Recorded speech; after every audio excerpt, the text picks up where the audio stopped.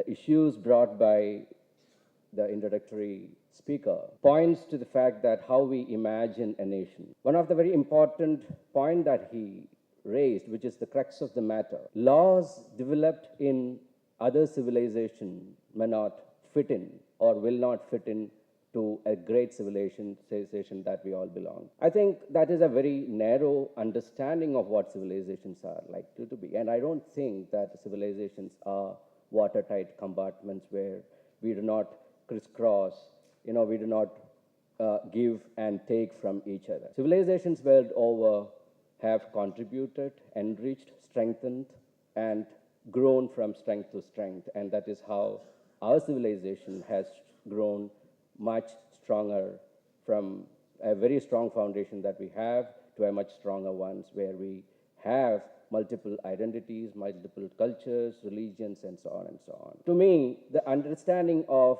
nation has to be a very inclusive one, and from which my position on Uniform Civil Code begins.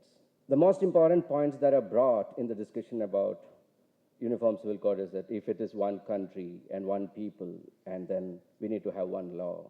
Going by that logic, I think, are we going to stretch this argument that one country, one people, one language, one religion, one culture, one kind of a food habit, and so on? And I think it's important for us to keep the very nature of our civilization to be inclusive, opening our arms to anything that we come across and get in touch with, and open up our hearts and minds and accommodate the way other people live.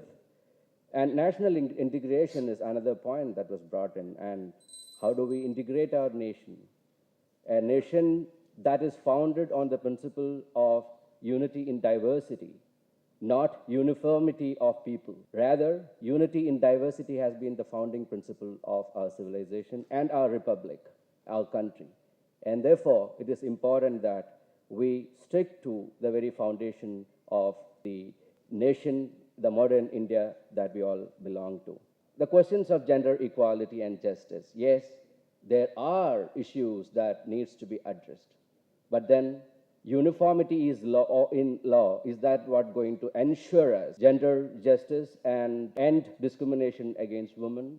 And I think when we say that, there is an assumption that it is only among the Islamic community where there is a gender discrimination.